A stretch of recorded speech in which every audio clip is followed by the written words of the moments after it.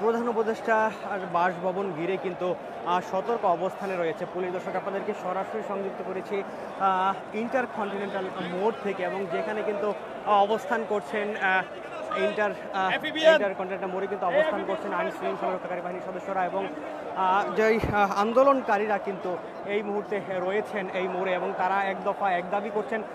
যতক্ষণ না পর্যন্ত আওয়ামী লীগ নিষিদ্ধ করা হবে ততক্ষণ পর্যন্ত কিন্তু তারা তাদের এই অবস্থান থেকে সরবেন না। একই সাথে দর্শক একই সাথে এই মুহূর্তে কিন্তু উপদেষ্টা পরিষদের একটি বৈঠক চলছে, এবং সেই বৈঠকটি কিন্তু প্রধান উপদেষ্টা ডক্টর মোহাম্মদ ইউনূসের বাসভবন যমুনায় চলছে, এবং সেখান থেকে কিন্তু আওয়ামী লীগ নিষিদ্ধের ব্যাপারে একটি সিদ্ধান্ত আসার কথা রয়েছে। অর্থাৎ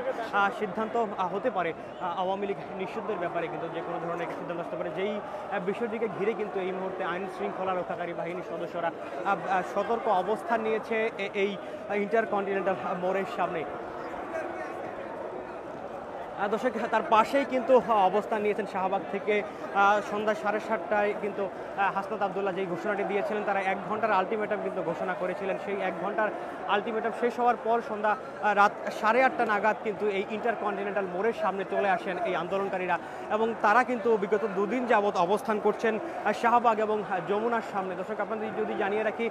গতকাল বিকেল 4:45টার দিকে কিন্তু এই আন্দোলনকারীরা শাহবাগ মোড়ে এসে অবরোধ করেন, এবং তারা বলছিলেন আওয়ামী লীগ যতক্ষণ না পর্যন্ত নিষিদ্ধ হচ্ছে ততক্ষণ পর্যন্ত কিন্তু তারা তাদের এই অবস্থান এবং চালিয়ে যাবেন।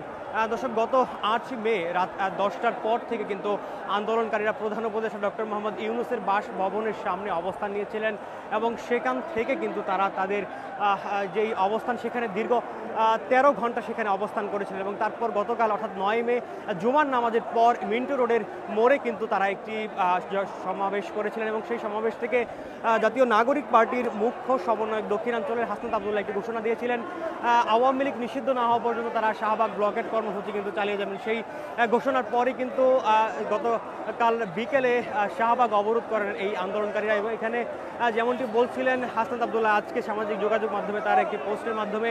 আওয়ামী লীগ নিষিদ্ধ না হওয়া পর্যন্ত তারা তাদের এই আন্দোলন চালিয়ে যাবেন, এবং তারা যেই আন্দোলনটি চালিয়ে যাচ্ছেন সেটি কোনো রাজনৈতিক দলের নয়, কোনো গোষ্ঠীর নয়। তারা বলছিলেন এই আন্দোলনটি আপামর জনতার, এবং তিনি যে বিষয়টি বলছিলেন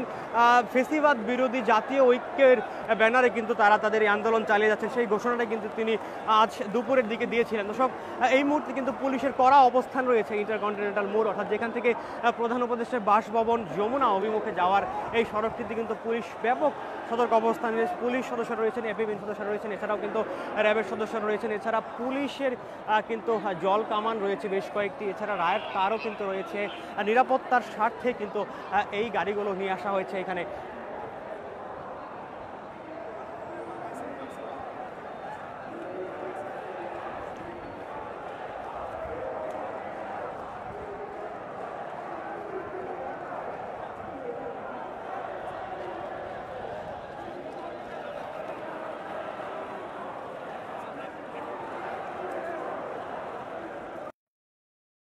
এই মুহূর্তে কিন্তু আন্দোলনকারীরা সেই স্লোগানই তারা দিচ্ছিলেন, লীগ ধর জেলে ভর, যে বিষয়ে তারা বলছিলেন আওয়ামী লীগ নিষিদ্ধ সহ জুলাই